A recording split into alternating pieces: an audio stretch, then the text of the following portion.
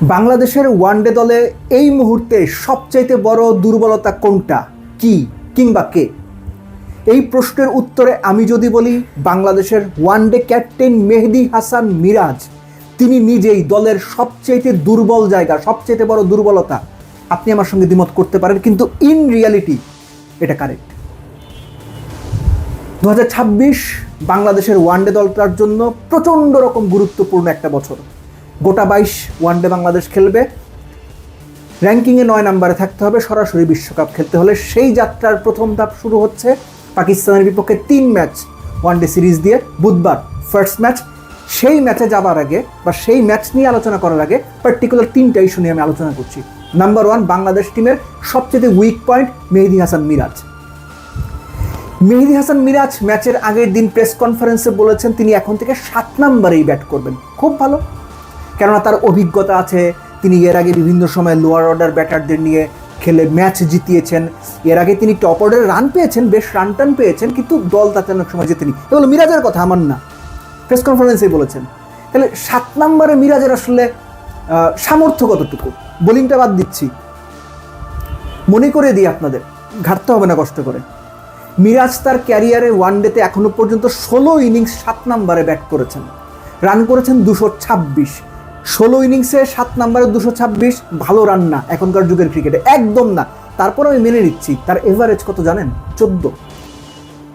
বড় টিমের বোলারদের 8-9 নম্বরে ব্যাট করা বোলারদের এভারেজ 14-র উপরে এখনকার যুগে। সবচাইতে ভয়ঙ্কর যে জায়গাটা মেহেদী হাসান মিরাজের, 7 নম্বরে তো খেলতে চাচ্ছেন তিনি, ওটাই নাকি তার জন্য ভালো পজিশন, যেখানে নর্মাল অলরাউন্ডাররা, নামি না, নর্মাল অলরাউন্ডার কিংবা বোলাররা 120-এর স্ট্রাইক রেটে ওয়ানডেতে ওইখানে ব্যাট করেন। মিরাজের স্ট্রাইক রেট 7 নম্বরে, টোটাল ক্যারিয়ারে ওয়ানডেতে 77। এখন আপনি বুঝে নেন 7 নম্বরে আমাদের আসলে কতটুকু কি পাওয়ার আছে। মিরাজ যদি দারুণ কিছু করে ফেলতে পারেন তাহলে অবশ্যই আমরা বাহবা দেব, অবশ্যই সেটা অ্যাপ্রিসিয়েট করবো। কিন্তু 7 নম্বরে মিরাজের যে ট্র্যাক রেকর্ড, ইন্টারন্যাশনাল ওয়ানডেতে 16 ম্যাচে 14 গড়ে 77 স্ট্রাইক রেটে 226 বা 226 বোধ হয় এরকম রান, সেটা ভালো কিছু ইঙ্গিত দেয় না। 7 নম্বর পজিশনে এনি ডে আমি মিরাজের জায়গায় শামীম পাটোয়ারিকে খেলাবো। 7 নম্বর পজিশনে এনি ডে আমি মিরাজের জায়গায় শেখ মাহিদিকে খেলাবো। 7 নম্বর পজিশনে এনি ডে সাদা বলের ক্রিকেটে মেহেদী হাসান মিরাজের জায়গায় আমি তানজিম সাকিবকে খেলাবো, সাইফুদ্দিনকে খেলাবো, নট মিরাজ। আমার সঙ্গে আপনি একমত না হইতে পারেন। 7 নম্বরে নেমে যদি ব্যাটসম্যানের 100 করে ম্যাচ জিতাইতে হয়, ওই ম্যাচ 90% আপনি হেরে গেছেন। 7 নম্বরে যে কাজটা করা দরকার, 10 বলে 18 রান করা, 20 বলে 35 রান করা, 6 বলে 18 রান করা, এইটা করার অ্যাবিলিটি সাইফুদ্দিন, শামীম পাটোয়ারি, রিশাদ, এমনকি তানজিম সাকিব, এই 4 জনেরই মিরাজের চাইতে ভালো। মনে করিয়ে দিই, 2019 বিশ্বকাপে বাংলাদেশ দলের সবচেয়ে উইক লিঙ্ক ছিল মাশরাফি বিন মুর্তজা। 8 ম্যাচে 1 উইকেট পেয়েছিলেন, ক্যাপ্টেন ছিলেন। দলের ভরাডুবির অন্যতম একটা কারণ ছিল মাশরাফি বিন মুর্তজার ওই পারফরমেন্স। 7 নম্বরে কিংবা বাংলাদেশের ওয়ানডে দলে মিরাজের অবস্থা অনেকটাই ওই রকম। 3টা বিষয় নিয়ে আলোচনা করবো বলেছিলাম। নাম্বার 2, লিটন এবং আফিফের পজিশন। আমার মনে হয় লিটনকে আপনারা যেহেতু খুব রং একটা প্রসেস মেনে খুব বাজে একটা উদাহরণ সেট করে দলে ফিরিয়েছেন, তাকে খেলান। অবশ্যই লিটনকে খেলাইতে হবে, কিন্তু কোথায় খেলাবেন? মিডল অর্ডারে, এটা আপনারা বলেছেন। কয় নাম্বারে? লিটন এবং আফিফ এই দুইজনকে আলাদা করে ও4-এ, ও5-এ, ও5-এ, ও6-এ এই হিসাবটা না করাটা বেটার হবে, এটা আমার মতামত। কেন আমি বলছি? সহজ করে জায়গাটা ফ্লেক্সিবল রাখেন। 3-এ নাজমুল শান্ত, 4-এ তাওহিদ হৃদয়। শান্ত আউট হইলে আফিফ যাবে, যদি আপনার তাওহিদ হৃদয় আউট হয় লিটন যাবে। রাইট হ্যান্ড লেফট হ্যান্ড কম্বিনেশনটা ইনট্যাক্ট রাখার জন্য। আর ওপেনিংয়ে আপনারা কি করবেন? তানজিদ তামিম, সৌম্য, সাইফ, কাকে খেলাবেন এটা আপনাদের উপরে, সেখানেও আমি আসছি। সো এই জায়গাটা আমি কেন বলছি? আফিফ এর আগেও একটা আলোচনাতে আমি বলেছি, আফিফ কখনোই 6 নম্বরের প্লেয়ার না। আফিফকে এর আগেও ফিনিশার বানানোর ট্রাই করা হয়েছে, আফিফ সেখানে বেশিরভাগ সময় ফেল করেছেন, ফেল করতে করতে দল থেকে বাদ পড়েছেন, আবার দলে ব্যাক করেছেন। সো একই রোল যদি আবার আফিফকে দেওয়া হয়, আফিফ যদি সাকসেসফুল হন সেটা বাংলাদেশের জন্য ভালো, কিন্তু আইডিয়ালি এই রোলটা আমি পার্সোনালি মনে করি আফিফ 6-এর জন্য না।